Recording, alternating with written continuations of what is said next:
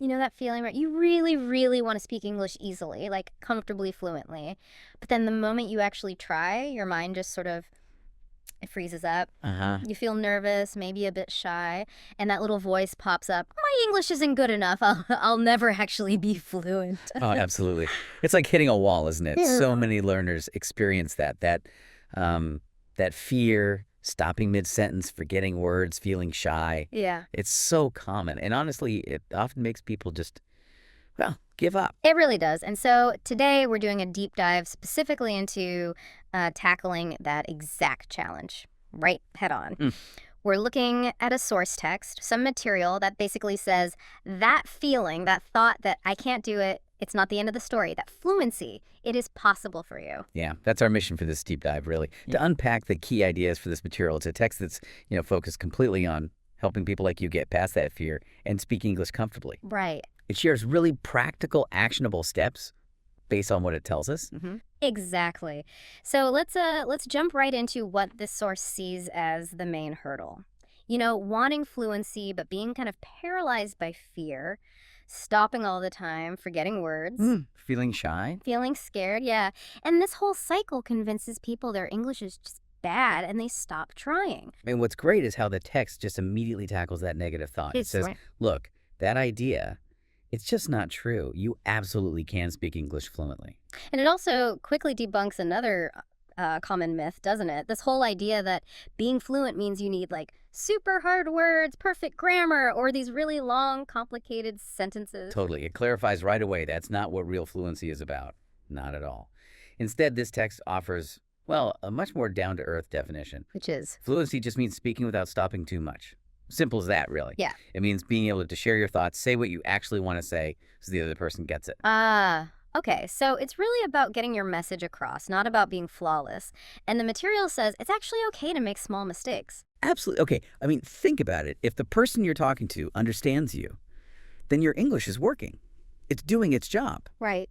This source really hammers home that being fluent means feeling comfortable and easy when you speak. It's not about being perfect.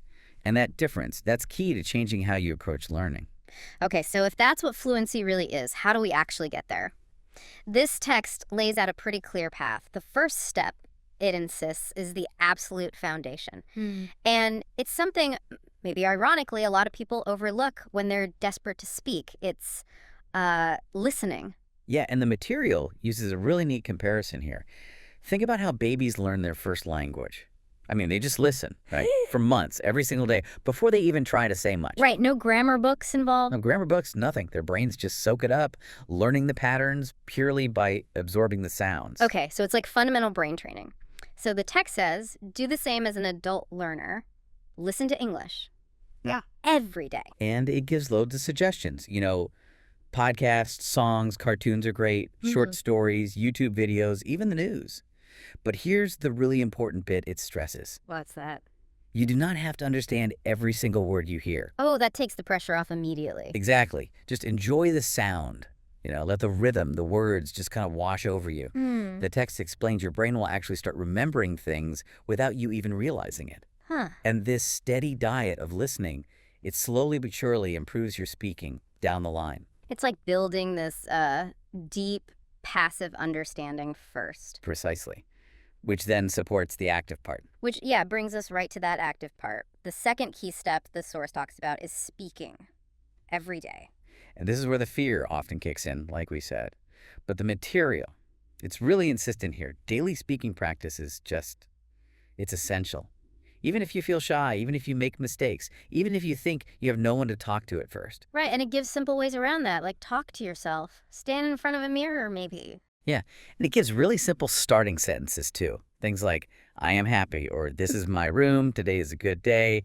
Just basic stuff. Okay, and using these simple sentences every day. The text says it's like exercise for your mouth. Pretty much. Your tongue, your lips, they get used to making the English sounds. They start to move more easily, which naturally helps you speak a bit faster and, well, better over time. Like building muscle memory. Exactly like exercise. The more you do it, the stronger you get. Yeah. So the advice is crystal clear. Start by yourself if you need to. Just talk out loud. Every single day. Okay. Now, even if you start talking, there's still that huge hurdle we mentioned right at the start. that fear of making mistakes. And that brings us neatly to the third step in this material.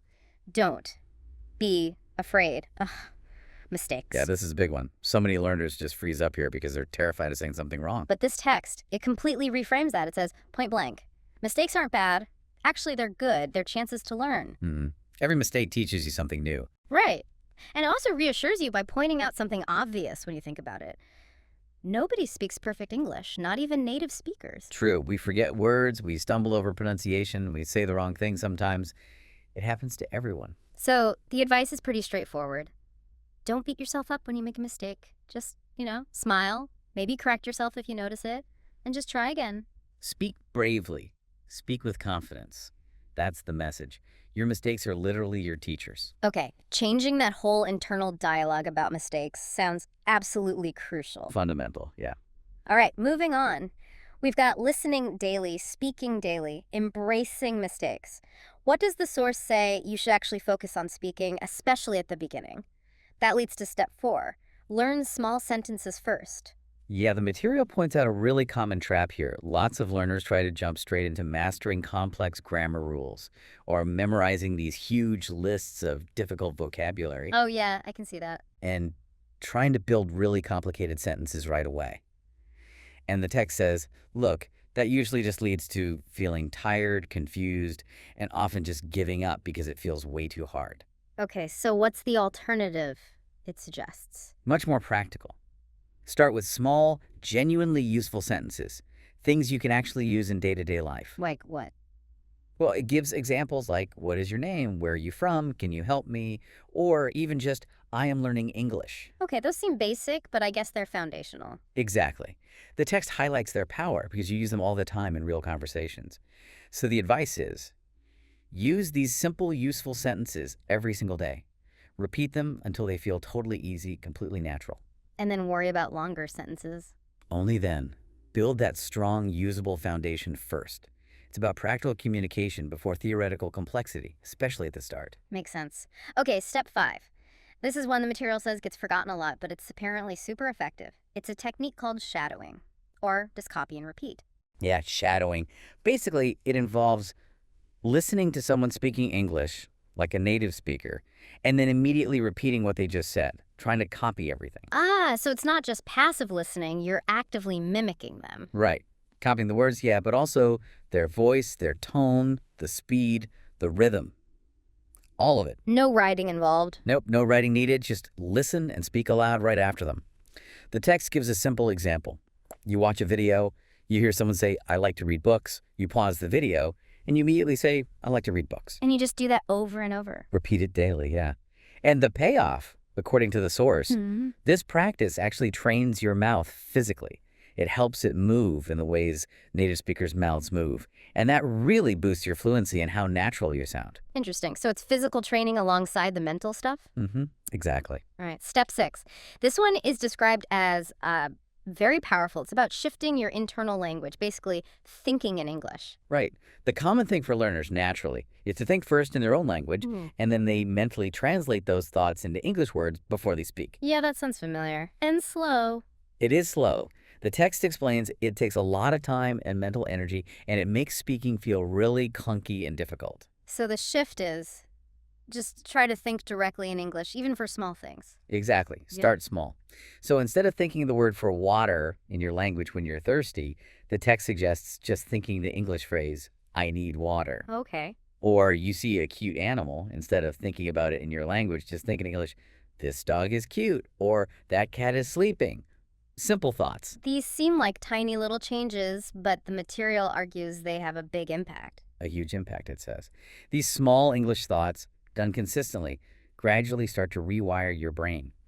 Over time, English can actually start to become your default thinking language for more and more things. Yeah. Which bypasses that slow translation step completely. And that makes speaking much faster and just way easier. Like changing your brain's operating system for language. That's a great way to put it, yeah. Okay, and then finally, step 7.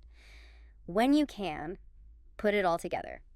Practice speaking with other people. Yeah, the text suggests, if possible, find a friend who's also learning English. Maybe commit to speaking together for, say, 15 minutes a day. And just talk about anything. Yeah, simple stuff. Your day, what you ate, hobbies, dreams, whatever.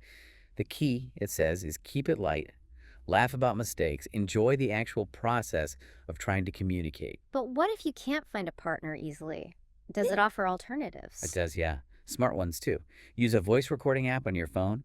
Record yourself speaking English, then listen back. You'll hear things you want to improve, then try again. Okay, self-correction. Exactly. Or it suggests using language exchange apps. There are tons out there. Or joining online English-speaking groups. Right. The source reminds you, look, there are literally millions of people all over the world just like you, wanting to practice. You just have to take that first step to find them and connect. That's encouraging. Now, beyond these 7 main steps, this text also throws in some extra helpful tips, and they seem heavily focused on mindset again. Yeah, very much so. It really emphasizes staying positive. Like, stop saying things like, my English is bad. Actively choose to reframe it, I am learning. I am getting better. Instead of, I can't speak. Say, I am practicing every day. It's about that internal narrative. Believe in yourself. That's a big one in the text.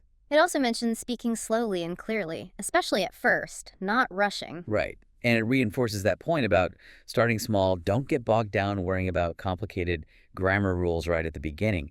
Focus on using simple English effectively first. Get the basics solid. Exactly. And crucially, make English just a normal part of your daily life. Sure. Speak it while you're walking, maybe when you're cooking, even just silently in your thoughts. Slowly, consistently, it starts to feel natural. I like how the material wraps all this advice up with a kind of long-term view. Using that analogy, learning a language is like planting a tree. It's a lovely analogy, isn't it? You plant a tiny seed, you water it every single day, and for ages, you might look and see nothing happening above ground. Yeah.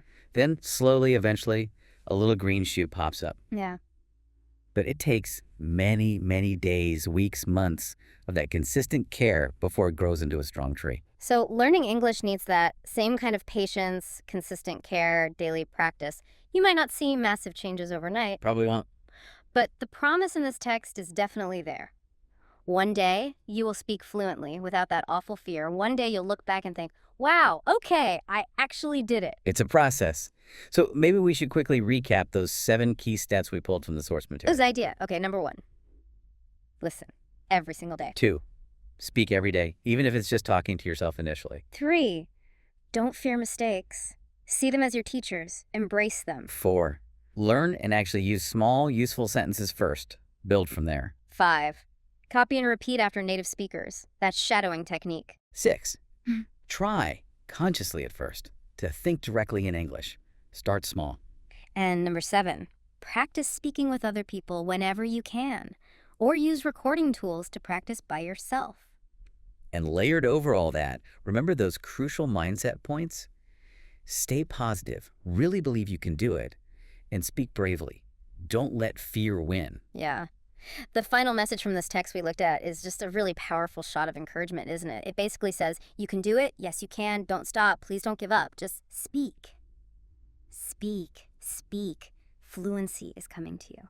So I think what we've really drawn out from this source today is pretty clear.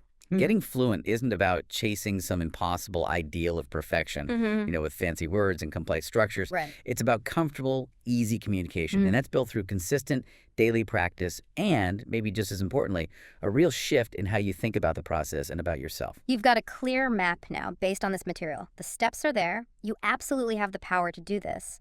This deep dive has hopefully given you those key steps, the ones outlined in the source, for your own English journey. And just remember, it is a journey, right? A process of ongoing growth. Absolutely. And maybe, thinking back to the source's analogy, the one about learning English being like planting that tree and watering it daily. Yeah. What's maybe one small, consistent act of watering, one small practice that you listening could commit to doing starting today, right now, Yeah. to help your own English language tree grow just that little bit stronger.